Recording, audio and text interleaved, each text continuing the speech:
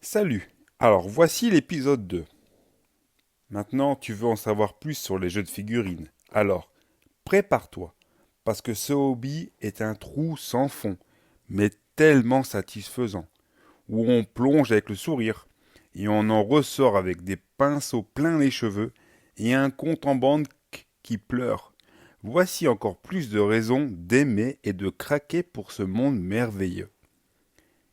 Numéro 1. L'effet collectionneur compulsif. Juste une figurine de plus.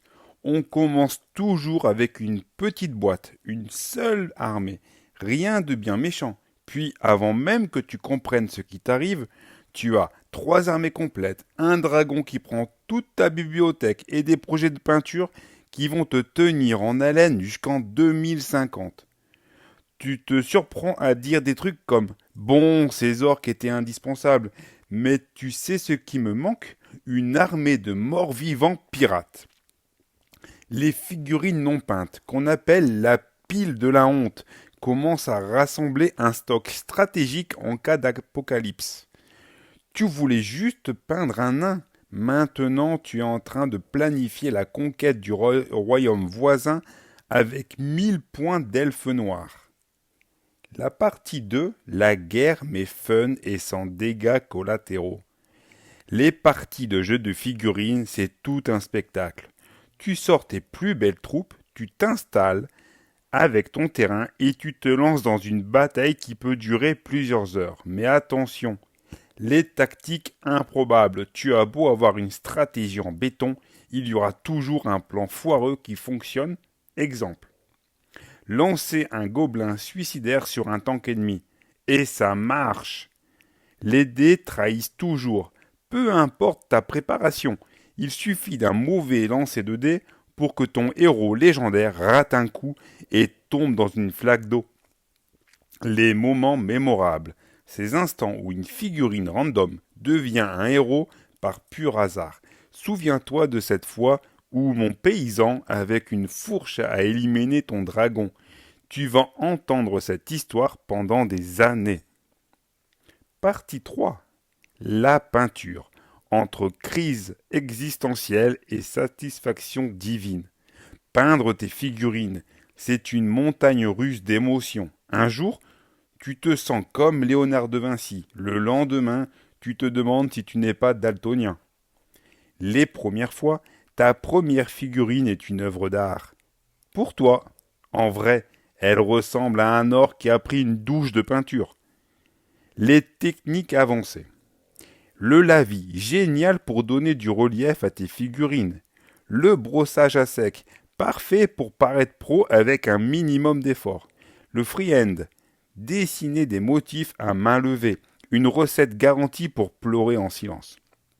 Les peintures spéciales. Oui, tu achèteras ce pot de peinture dorée qui coûte un bras, parce que tes chevaliers méritent d'avoir des armures qui brillent comme le soleil. Et toi, tu mérites la satisfaction d'avoir dépensé 10 balles pour 18 millilitres de peinture. Partie 4. Le modélisme. Le pouvoir de créer un monde miniature. Créer des décors, c'est là où tu te rends compte que tu es un vrai artisan, ou un MacGyver en herbe. La récup artistique, rien n'est à jeter, une boîte d'œufs devient une forteresse, un rouleau de papier toilette devient une tour, et tes vieux Lego se transforment en ruines post-apocalyptiques. Les détails fous. Certains joueurs passent des semaines à construire une table de jeu digne d'un film. Toi, tu es là avec ton carton peint en verre et tu espères que ça ressemble à une colline. La fierté. Quand tes amis disent waouh, c'est toi qui as fait ça, tu réponds avec modestie oui, mais c'est pas grand chose, alors qu'en vrai, tu es prêt à ouvrir une galerie d'art. Les règles. Ce mélange de lois sacrées et de débats sans fin. Les livres de règles sont un pilier des jeux de figurines. Mais soyons honnêtes, trop de règles? Toujours. Tu passeras autant de temps à consulter le manuel qu'à jouer. Les débats interminables. Attends, est-ce que mon géant peut vraiment lancer une pierre à travers ce mur? Résultat, une discussion de 20 minutes pour finir par lancer un dé et dire 1-3 ça passe pas, 4, 6, ça passe. Les règles maison. À un moment, tout le monde triche un peu. Allez, on dit que mon dragon peut traverser la rivière sans pénalité, ok? 6. Les amis ou les ennemis. Ce hobby est une excellente excuse pour retrouver tes amis. Mais attention, les jeux de figurines testent les relations.